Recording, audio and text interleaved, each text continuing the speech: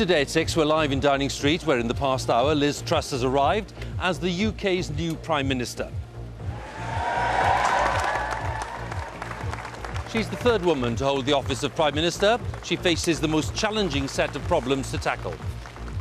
I am confident that together we can ride out the storm. We can rebuild our economy, and we can become the modern, brilliant Britain that I know we can be. Earlier, Liz Truss had accepted the Queen's invitation to form a government at a meeting in Balmoral in Aberdeenshire. Her predecessor, Boris Johnson, had left Downing Street this morning, urging the Conservative Party to unite behind his successor. Let me say that I am now like one of those booster rockets that has fulfilled its function, and I will now be gently re-entering the atmosphere and splashing down invisibly in some remote and obscure corner of the Pacific. Yes, we'll have the latest on the change of Prime Minister and on the challenges that Liz Truss faces, especially the cost of fuel and a cost of living crisis. A new plan is expected this week, costing tens of billions of pounds to help households and businesses. For some, the help can't come soon enough. We'll be hearing from those already feeling the pressure over the rising cost of living. Because of the gas, I don't cook so many meals now. I try and have sandwiches and things like that. And stay with us here on the BBC News Channel for continuing coverage and analysis from our team of correspondents in the UK and around the world.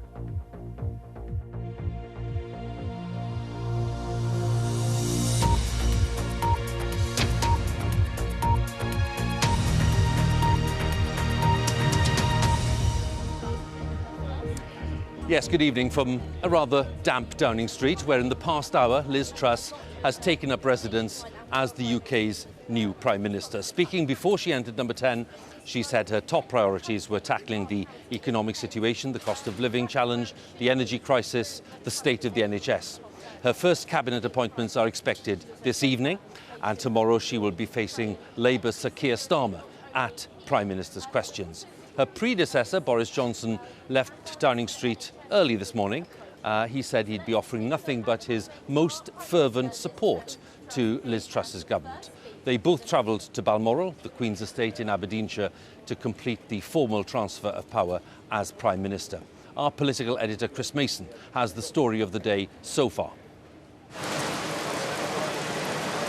A day of ritual and weather. A cloudburst puncturing the choreography of the new Prime Minister's arrival, her supporters hunkered under umbrellas, the lectern wearing a bin liner. It was even taken back inside. Her motorcade playing for time with a detour, and then a break in the deluge. The damp stage reset. Within moments, a first glimpse of the new era. Good afternoon. I have just accepted Her Majesty the Queen's kind invitation to form a new government. Let me pay tribute to my predecessor. Boris Johnson delivered Brexit, the COVID vaccine, and stood up to Russian aggression. History will see him as a hugely consequential Prime Minister. I'm honoured to take on this responsibility at a vital time for our country. We will transform Britain into an aspiration nation with high-paying jobs, safe streets, and where everyone everywhere has the opportunities they deserve. I will take action this day and action every day to make it happen. Action this day, a phrase borrowed from Winston Churchill. Liz Truss then set out her key objectives. As Prime Minister, I will pursue 3 early priorities. Firstly, I will get Britain working again. I have a bold plan to grow the economy through tax cuts and reform. I will cut taxes to reward hard work and boost business-led growth and investment. Next, I will take action this week to deal with energy bills and to secure our future energy supply. Thirdly, I will make sure that people can get doctor's appointments and the NHS services they need. We will put our health service on a firm footing. And with a nod to the weather, both economic and meteorological, the Prime Minister sought to describe the country she now leads, how it is, how she wants it to be. We shouldn't be daunted by the challenges we face. As strong as the storm may be, I know that the British people are stronger. Our country was built by people who get things done. We have huge reserves of talent, of energy and determination. I am confident that together we can ride out the storm, we can rebuild our economy, and we can become the modern, brilliant Britain that I know we can be. I am determined to deliver. Thank you.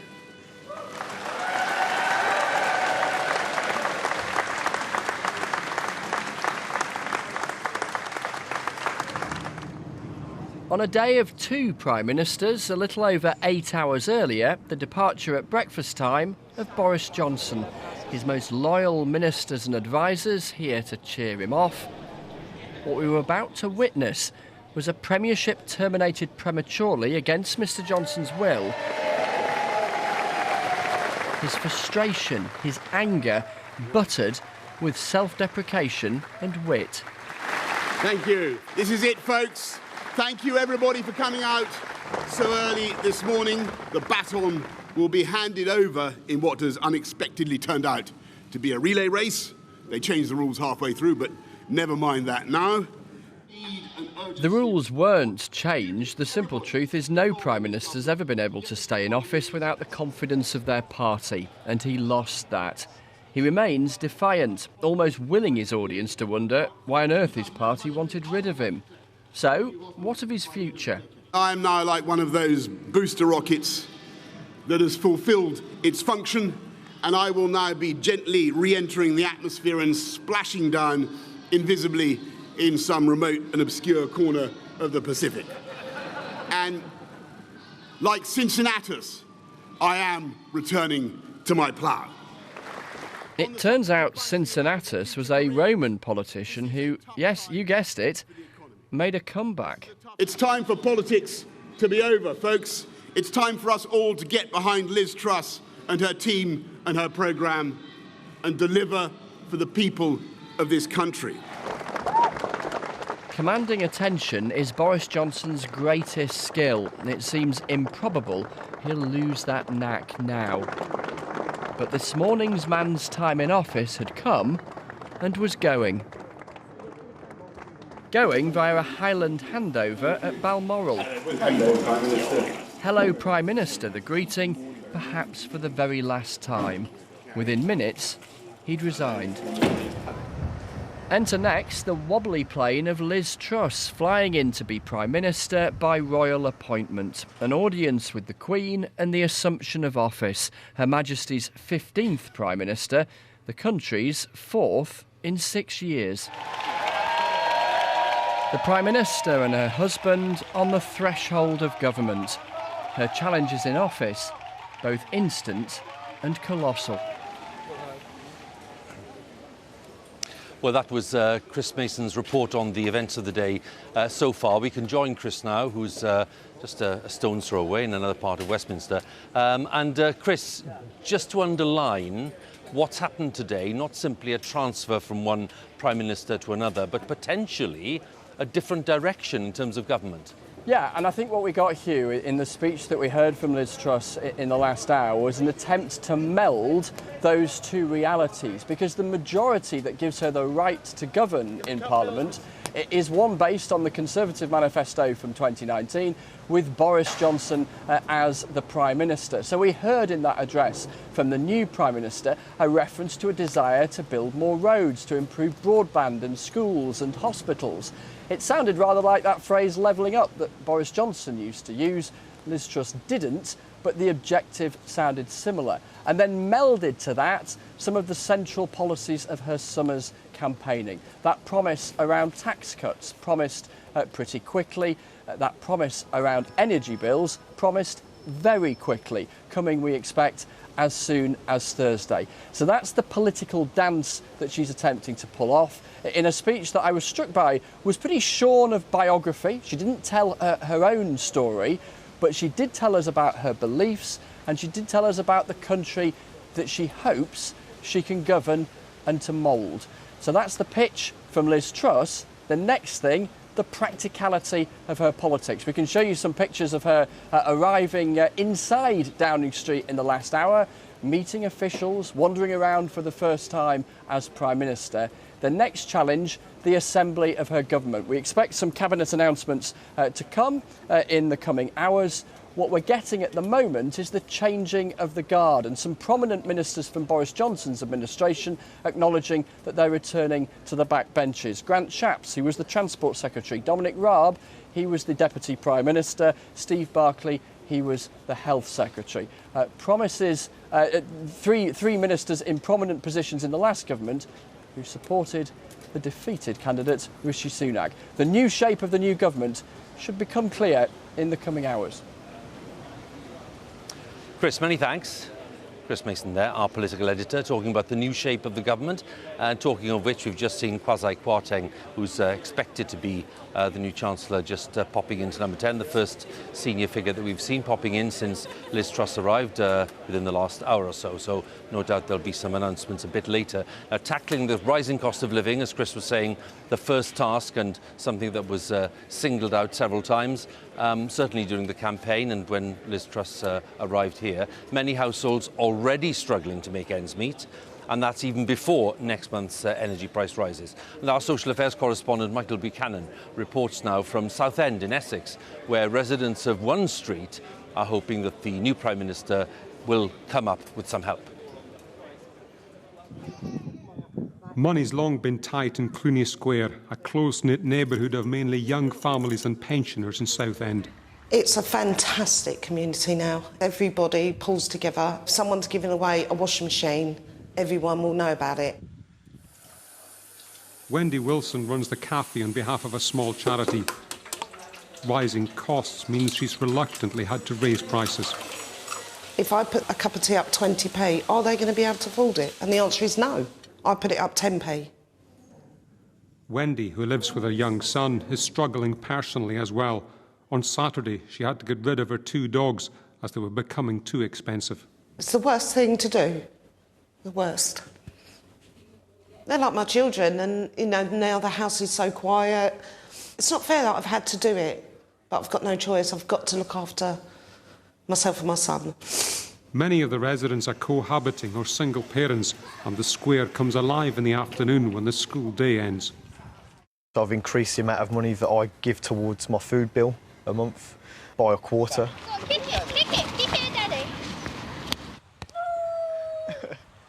College lecturer Adam Weaver has 3 children, including Riley, who started school this week. Though both Adam and his partner work full-time, they find they're increasingly having to say no to their children. Would you say you have money worries at the moment? Daily. Decisions are made daily about where I save money. In terms of quality of life, you know, trips out, day trips, the times we'd go away in the car, all those kind of things have stopped. I need at least extra £50 a week to get me by. Dennis Kerner's cupboard full of medicine says everything. The 74-year-old has multiple health conditions. Money worries don't help. His weekly food bill is up 50%. His monthly energy bills have almost tripled. I switch off as much as I can with the electric. I have to have my nebuliser and also my machines. They do burn up it, but I need that to keep alive. We need more investment and great jobs in We gathered everyone in the cafe to watch the Prime Minister's speech. I think that was absolutely insulting. She's had weeks to plan and come out today and actually put people at ease. And what did we get? The same generic statement that we get from every new Prime Minister. Well, she hasn't really discussed anything that we need to do. I don't hold much hope in her. I think she should have said a bit more to put us all at ease. Michael Buchanan, BBC News, Southend in Essex. So the word so far is that there'll probably be an announcement on Thursday. about how Liz Truss plans to deal with soaring energy bills, those facing households and businesses across the country. Our business editor, Simon Jack, has more details for us. Thanks, Huw. And as Chris was saying, this is a work in rapid progress to pull it together for her first week in office. The government plan, though, is trying to achieve two important goals. Head off the coming October the 1st price rise from the current cap on typical bills from £1,971 to £3,549 by either freezing it here or at least lowering the October price cap to somewhere in between the two, perhaps £2,500. Second, lower costs for businesses by capping the amount suppliers can charge per unit of the energy they use. So how much will all of that cost? Well, it depends on how long the government price controls last and what happens to the real market price. But it's estimated that the cost of limiting household bill rises and capping business bills could cost up to or exceeding £100 billion. So how will that be paid for? Well, there are three options. One is let energy companies borrow billions in government-backed loans to be repaid through customer bills over the next decade or so. This would lock customers into higher bills for longer. Not ideal. Two, pay for the intervention through general taxation, higher taxes. Not an attractive option for a Prime Minister that's pledged to cut them. Or three, now looking like the most likely. The government just borrows the money and adds it to the UK's overall debt pile. But remember, this is a time when the government's cost of borrowing is at its highest level for 8 years. But the government argues this is the best chance of staving off recession while reducing inflation. It is a massive move from a Prime Minister in week one, a move that may define her entire time in office. Huw. Simon Jack, our business editor. With me in Downing Street, our economics editor, Faisal Islam. Simon, talking about a massive move in terms of what they're going to do with energy. What's your reading of it? Yeah, the language has changed with this new Liz Truss government.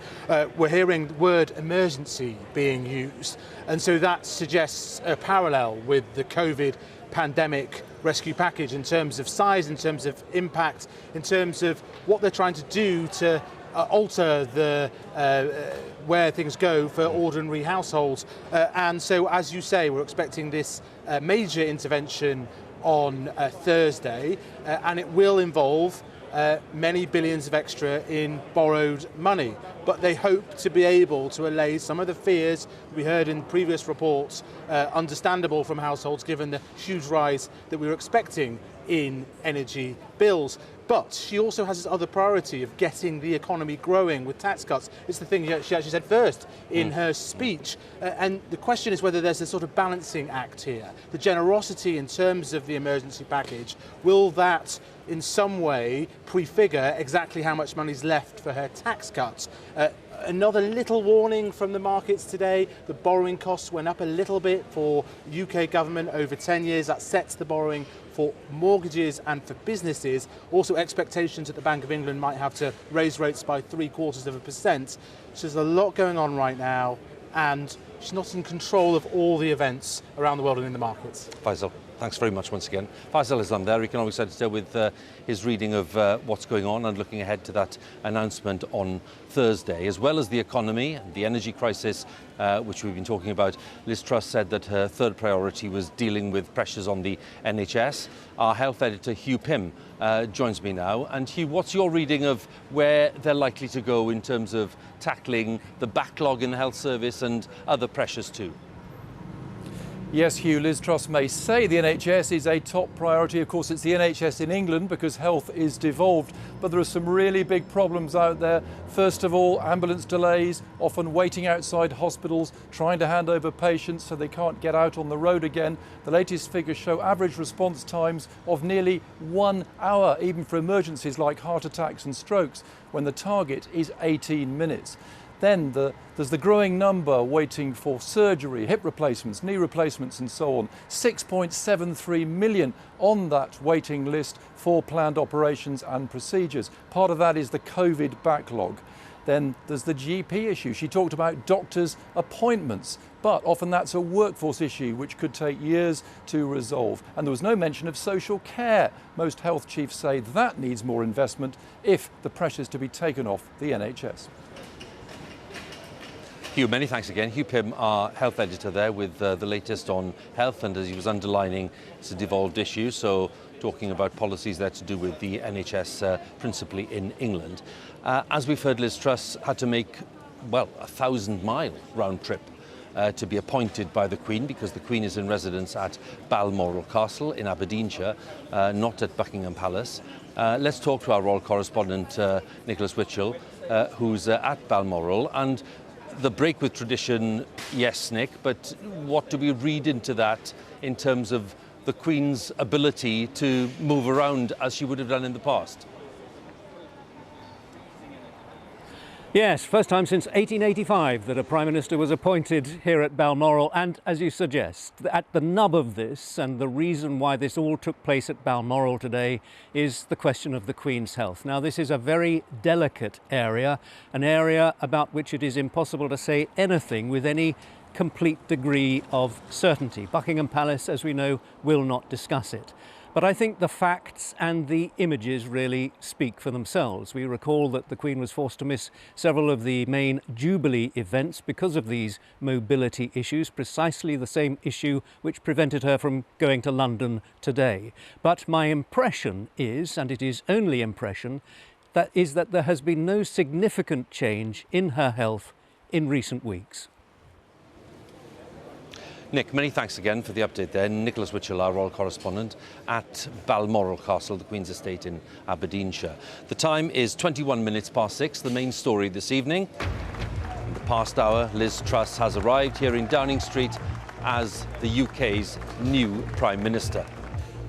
And will be in one of the most marginal constituencies, asking what locals and voters there think of the new Prime Minister. And stay with us here on the BBC News Channel for continuing coverage and analysis from our team of correspondents in the UK and around the world.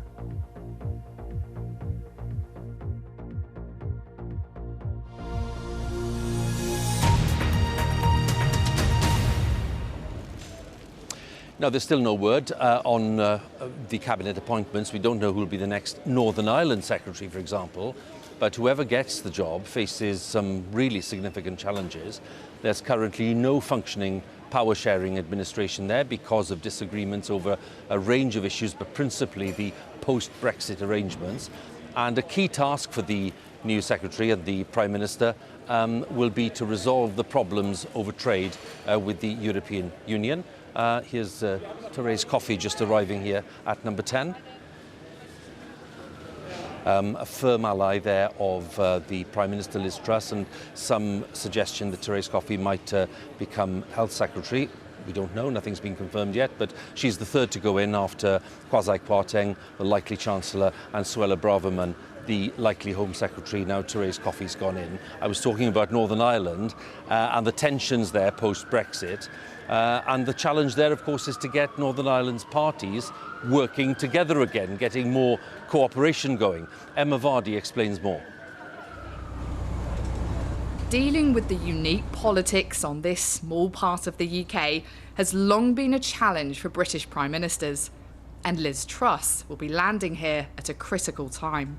Good morning, everyone. Welcome to Belfast. And if anyone is feeling apprehensive, put on the flak jacket, which you will find under your seat. She'll need to try to broker a new political peace between highly polarised parties and repair the British and Irish relationship, which Brexit has taken on a bumpy ride. Only joking, folks, about the flak jacket. Peace walls still divide unionist and nationalist communities, and getting a government back for Northern Ireland means restoring a partnership between political parties on both sides. My name is Elsie Kirkpatrick. With the centre, we have been a cross-community for 20 years to let people know that there's not this hatred of Catholics or Protestants. Until the fallout over Brexit, Sinn Féin and the Democratic Unionists had been sharing power together. But since February, that delicate dance has been on hold. If the politicians aren't getting on at Stormont, does that mean people don't get on in communities? No. We're all very, very friendly. It's very, very sad. They're treating the country the way they are. They can't agree, so we're the sufferers. I don't think Sinn Féin and the UP will ever agree. And they're dividing the people. Brexit's raised new tensions over old divides. Some people want to be Irish and the like of ourselves. Well, we're happy enough the way we're living. How it'll ever end, I don't know. To break the deadlock, Liz Truss has to solve the problems here. Our agreement with the EU created barriers to goods coming over from Britain, and Northern Ireland's Democratic Unionists say they won't go back into government until the arrangements are scrapped. So it can now take almost twice as long for goods to get to Northern Ireland? Yes, it can. Things haven't got any better. In actual fact, things have got worse. While a majority of Northern Ireland's politicians want to keep the EU's arrangements, unionists are urging Liz Truss to push ahead with controversial plans to change the rules. Our message is put that at the #1 priority in your in-tray and free up the movement of goods from GB to Northern Ireland. And at Stormont, she'll have to navigate a new dynamic, because Sinn Féin, the hardline Republicans, have now become Stormont's largest party and don't want Northern Ireland's future to be within the UK at all. Very frustrating. Doesn't matter what side of the divide you're on. They're walking into a nightmare. Through its troubled history, Prime Ministers have always hoped their visits here will be remembered for peace building and progress. And with the current crisis, that's as big a challenge as ever when Liz Truss arrives. Emma Vardy, BBC News, Belfast. From Northern Ireland, let's talk about Scotland, because the First Minister, Nicola Sturgeon, has said that she will attempt to build a good working relationship with Liz Truss, despite their obvious political differences. This afternoon, the First Minister set out her government's plans for the year ahead. We're going to talk now to our Scotland editor, James Cook. James, how do you assess the prospects of a good working relationship between the First Minister and the new Prime Minister? Well, I mean, to a certain extent, Huw, the rhetoric of the campaign where Liz Truss called Nicola Sturgeon an attention seeker will just have to be put behind them, and they simply will have to work together because they are both in offices that are required to work together. And to that end, Nicola Sturgeon today did, as you say, congratulate Liz Truss as she set out this programme for government. She was keen to point out, as she often does, that this Parliament does not have, in her view, the requisite powers to tackle this cost of living crisis. And so one of her first messages, before she got into the detail of that programme, was to call on the Prime Minister to act and to freeze energy bills and to do various other things to help people who are struggling. In terms of what Nicola Sturgeon herself can do, well, she's talked about welfare powers and also about freezing rents, not just for the private sector, but for the public sector too. And the Scottish Association of Landlords pretty unhappy about that, calling it a political attack which will cut the supply of housing and cause, they say, more hardship. James, many thanks indeed. James Cook there for us. Now, the market town of Ramsbottom in the borough of Bury in Greater Manchester is one of the most marginal constituencies in the country. The Conservatives won the seat back in 2019 with a majority of just 105. Judith Moritz, our North of England correspondent, has been out there finding what locals think of the new Prime Minister. At this waste management company, they know a thing or two about sorting out other people's mess. But they're also expert in recycling the old into the new. Bay number 2 is devoted currently to cardboard and white paper at the moment, split. And then we've got clear polythene. The boss wants a similarly fresh start for the economy from the new PM. Top of his demands, help with the electricity bill, which will rocket by more than 400% without intervention. Day one in the job for Liz Truss. Is this vision, is her vision your vision? She has to the Conservative have to bring about some control over these energy costs, inflation, the NHS, that will define her premiership, as short as it is. She's little time to do it, and if she doesn't get it right, my opinion is the Conservatives will be out of office. Under Boris Johnson, the Conservatives only took power here by 105 votes at the last election. So next time round, if Liz Truss's Tories want to hang on to power, then the vision she sets out really has to resonate with people in places like this. People like Philip, who owns Ramsbottom's Chocolate Cafe. He broke off from making a batch of bars. Our country was built by people who get things done. to watch the Prime Minister as she laid out her plans for the country, which included boosting business-led growth and cutting taxes. Thank you. I think it was pretty generic what she said. It could have been Boris Johnson's speech a few years ago. Nothing really new in there. The announcement on energy, well, I think every business in the country will be waiting with bated breath to see what that is. But from a small business point of view, I don't really think just an energy price freeze will be enough. Browsing the shelves, the customers say they're still deciding whether Liz Truss is a good deal. I've always said women can do a better job. Let's see then. What is the issue that you want her to deal with first? Oh gosh, tax, electric, gas, the bills. And when she talks about making the NHS a priority, is that a priority that you share? Personally, yes, because of my health issues, yes. So you're pleased to hear her say that? Yes, I am. But as I say, it's got to be matched with money. Liz Truss spoke of creating an aspiration nation. She'll be hoping that the people of Ramsbottom, as everywhere else, are behind her. Judith Moritz, BBC News. Just a small cross-section there of some of the opinion today, that in a marginal seat, which of course offers its own illustrations about public opinion. It's been, yes, quite variable today in terms of weather. It's been raining and then it's been pouring. And Louise, yesterday, you did tell me that we'd have a bit of a tricky afternoon, and there you go, you were right. Go, hasn't it? In fact, the rain has been following both the outgoing and the incoming Prime Minister. This was Balmoral this morning. Some of that rain really quite torrential. Then another pulse of wet weather arrived into southern Scotland during the early afternoon. And then we had some dry weather into the north of England before more showers arrived. And it really was touch and go in Westminster whether Liz Truss was going to be able to give her first speech as Prime Minister outside Number 10, because this was just half an hour before she gave her first speech. I'm pleased to say that the shower eased away and the sunshine came out. It's a great illustration of the weather story as well at the moment. Plenty of showers arriving again through the night tonight. They're all circulating around an area of low pressure in the southwest. So they start off in the southwest, they move their way further north. I don't think there will be as many and they won't be as thundery as the previous nights, but it's still going to be a relatively mild night.